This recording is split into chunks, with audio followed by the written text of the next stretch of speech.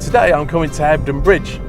Like a lot of places in England over the past few weeks, it's suffered some terrible flooding. I'm going to meet with Mary Dhonau, the chair of the Flood Protection Association. She's going to give us some advice on what people can do to stop it flooding in the first place. But more importantly, she's going to talk about how people can cope with the devastating effects of these floods.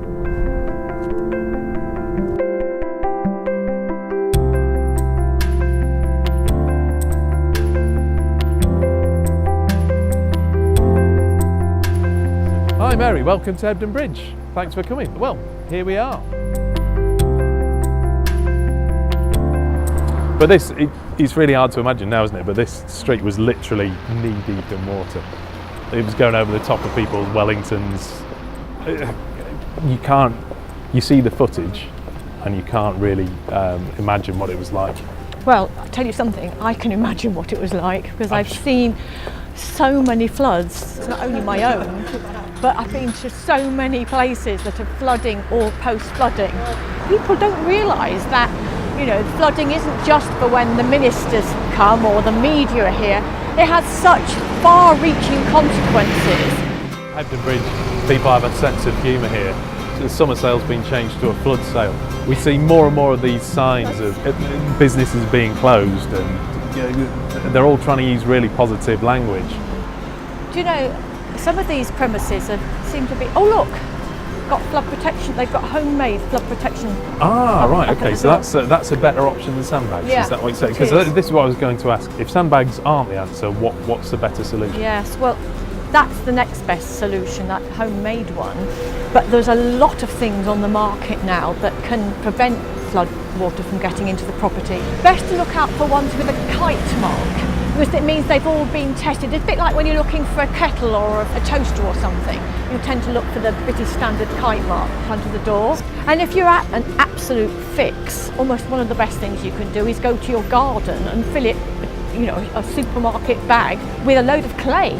If we come round here and have a look at this shop, I think this is a very, very nice jewellery shop. Only 3 weeks ago. If you can see that this is all going to probably have to be ripped up and dried out and goodness knows what, if you've filled it in with concrete, and you can actually get a good sort of tanking system to the bottom, and then have ceramic tiles on the floor. Come the next flood, you haven't got to rip all the floorboards up again. So that's an interesting idea. It's not about trying to get the water away. It's almost accepting that the water's going to come in, but it's going to do as little damage as possible. And there are a lot of tanking specialists out there who could come in and make this place sort of far more flood resilient.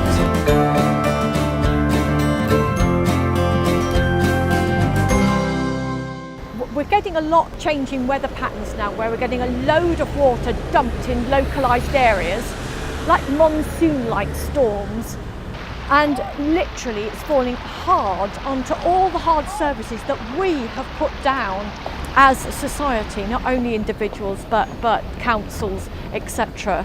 And it's got nowhere to go, and then it goes into the drains. The drains can't cope, so the next port of call is people's homes. There's a lot out there now using permeable paving, for instance. So they don't have to look ugly. They're just as nice as the stuff that we've all got down on our drives, but you can see the water soaking through into the ground where it naturally should go when it's raining, not into people's homes.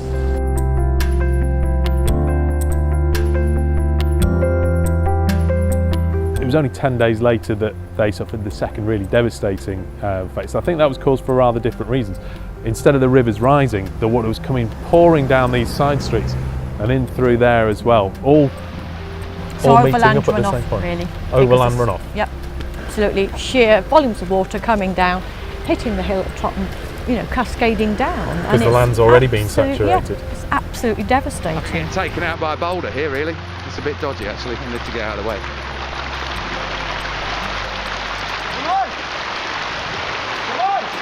So we've had a look around Hebden Bridge, we've seen some of the effects and we've seen some of the ways people have coped with it. If you could sum it up in maybe 3 top points, what are the 3 things, Mary, that you'd give people to take away that might help them to cope with flooding generally? First of all, find out if you're at risk of flooding, really important. If you've got something like a river in front of your house and you're eligible for an Environment Agency flood warning, sign up for a free flood warning. It will give you your alert on your mobile phone, your landline, email, etc. Very important. It will give you time to prepare. Then think about what you're going to do if you get that flood warning. Where you're going to put grandma on a Zimmer frame, where are you going to put your car, your small children, where are you going to put your sentimental items, all the things that you can't replace with flood insurance. Think about protecting your property. You can go onto the Flood Protection Association website and look for a kite marked flood protection product that can in many cases keep the flood water out. If you can't keep the flood water out, think about how you can adapt your home to being flooded so that when the flood water comes in, that the minimum of damage is done and you can recover and move back downstairs quickly as possible. And also think about lobbying your local authority to think about sustainable landscaping. Let's not just hard pave over absolutely everywhere. Simple as that. Simple as that. That was more than 3.